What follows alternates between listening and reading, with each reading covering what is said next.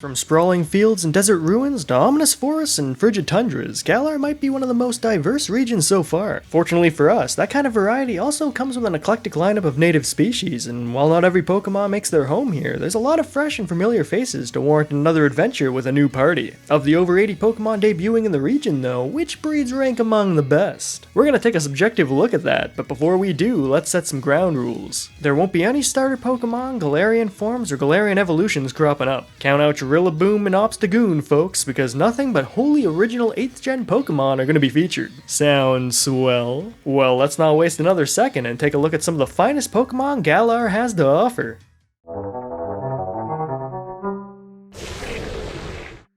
Donuts of the desert, SANDACONDA are known throughout the region for their shotgun snouts. They're capable of sneezing streams of sand when they contract their bodies and carry upwards of 220 pounds of the stuff in their sand sack. These spiral noodles might look a little silly, but the unique way they coil up is done to ensure efficient snoot sprays when provoked, and makes them stand out from the selection of snakes in previous generations. While some SANDACONDA are cursed with shedding skin, some have been known to whip up sandstorms, and others improve their accuracy by twisting those whirlwinds into veils. Their Gigantamax form takes that specialty to the next level too, making them the very embodiment of a tornado and pushing their goof factor to the limit. Whether you're battling them big or small though, you'd be hard pressed to say they don't blow you away.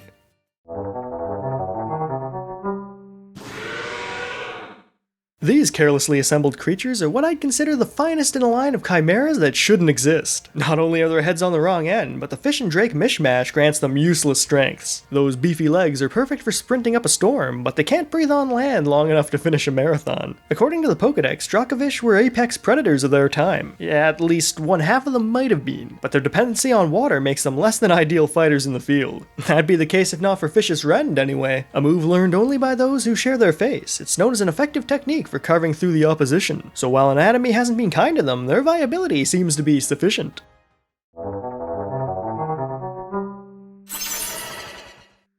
When it comes to first root bug Pokemon, Blipbug didn't look particularly promising. I thought it seemed like the most underwhelming species we've seen in generations, but their type combination had potential. While I took Dottler off my team early in favor of what felt like cooler contenders, Orbeetle certainly didn't disappoint when I finally saw them, and the regret for abandoning them was truly real. These Pokemon are known to study their surroundings within a 6-mile radius with their massive shell-shaped brains, but their Gigantamax form takes those psychic abilities to the next level. Not only do Orbeetle adopt the ominous qualities of a UFO that make Elgium excited, but it's said that they possess the mental fortitude to manipulate the minds of everyone within their vicinity. To claim they have some serious G-Max gravitas would be an understatement.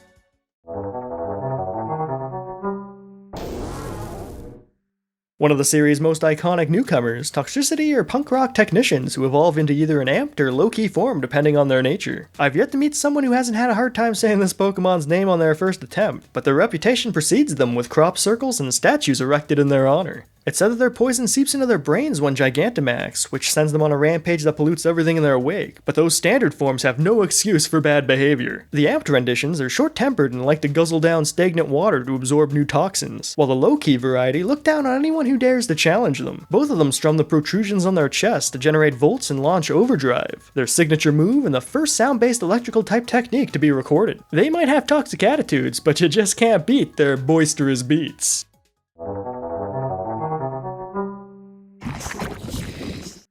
The most terrifying sight you'll ever find crawling towards you, Grapploct are the fighting-type Pokemon you'd be forgiven for thinking would also boast water. Aside from having a nifty design with their tentacle belt, what I appreciate about these grappling octopi is that they tell you everything you need to know right in their name. They evolved from Clobbopus after learning how to taunt, and they only emerge from the depths to track down training victims. You can try to run if one comes charging towards you, but their trademark technique Octolock will ensure you're not getting out of any jujitsu practice. Grappaloct's tentacles are composed of pure muscle too, so I have an inkling they'll be more than a match for even the burliest blokes.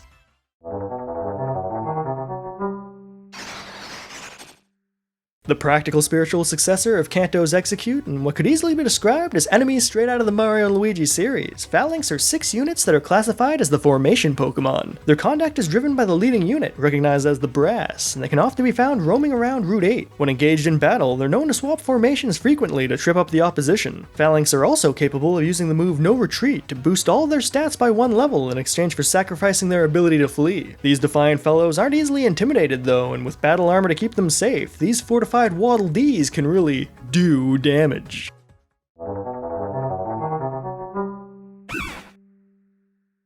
Like the quality of their outer shell, Applin brought a fresh concept to the table with their delicious design, and FLAPPLE managed to capitalize on it further by cracking open those apples and leveraging the pieces as wings. These renditions of the dual grass dragon Pokémon come to be after consuming tart apples, and harbor acid in their cheeks strong enough to deliver chemical burns. They can also toss a grav apple to lower an opponent's defense, and boast higher damage output if the move Gravity is in effect. They're capable of Gigantamaxing into the most marvelous apple soup you've ever seen, too, and they share this form with Appleton. There's actually something to be said for their heavyweight counterpart with those adorable floppy eyes and pie-based bodies, but compared to our friend FLAPPLE, those pastries are only half-baked.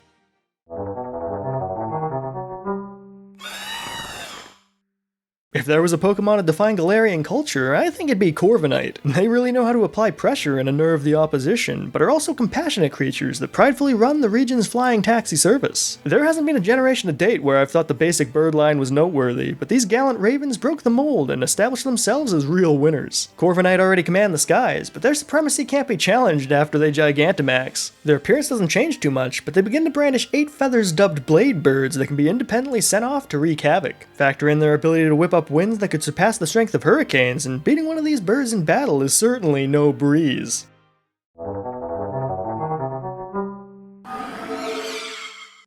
From Tyranitar to Haxorus, every region has their pseudo-legendaries, and Galar's draconic species delivers on a rare type combination with striking style to match. Knowing they're likely based on an extinct species of amphibian makes their ghostly aura all the more fitting, too. What I appreciate most about Dragapult, though, is their signature technique, Dragon Darts. The fact they launch Dreepy like rockets is a hilarious concept, and those little head-hole hiders aren't troubled by it. The Pokédex claims they actually like being ejected at supersonic speeds to pelt enemies, so I'm certainly taking that at face value and splattering the competition with their hollowed husks. While most Dragapult are skilled infiltrators, some of them are cursed instead of clear and basically have Disable built into their bodies. However they're composed, though, their ability to circumvent effects other Pokemon can't ensures they're never a drag.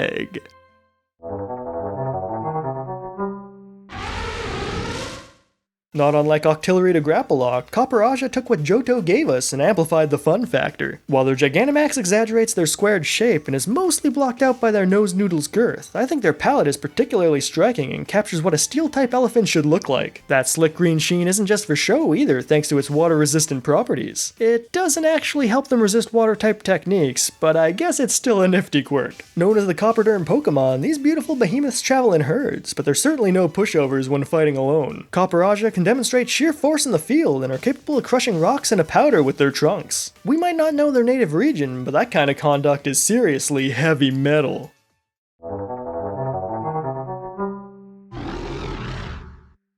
The perfect Pokemon for Bayonetta, GRIMMSNARL is a hairy gremlin with a fantastic type combination and the most intimidating Gigantamax to grace Galar so far. Not only can they crush the hopes of other Pokemon with Spirit Break, lowering their attack and dealing some hefty damage in the process, but they can also carry over the move False Surrender from Morgrem to deceive their foes and guarantee a stab with their hair. That's right folks, all that fluff isn't just for looking glamorous. In addition to stabbing potential, those luscious locks bolster their muscles and elevate them to Machop levels of strength, which isn't reflected in their actual stats. Their hair can also be manipulated like tentacles to ensnare their prey, so you could say they really bring the tangle to Glimwood.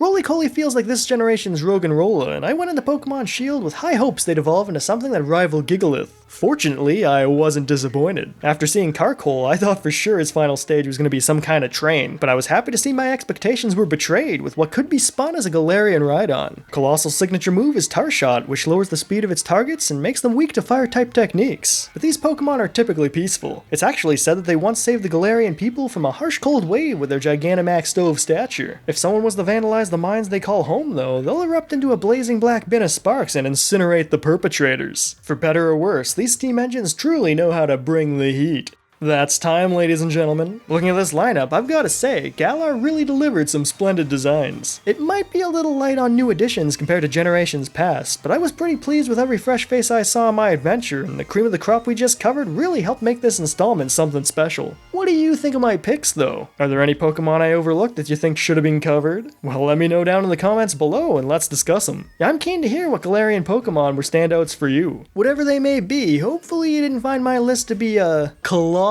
disappointment. Hey there, pal. Thanks for watching. If you want to see some of my classic Pokemon Top Time episodes, have I got a playlist for you. I'm sure it'll be a blast from the past, too, since it features the first video I ever published on the channel. Check it out if you dare. I personally think you're in for a cringy good time.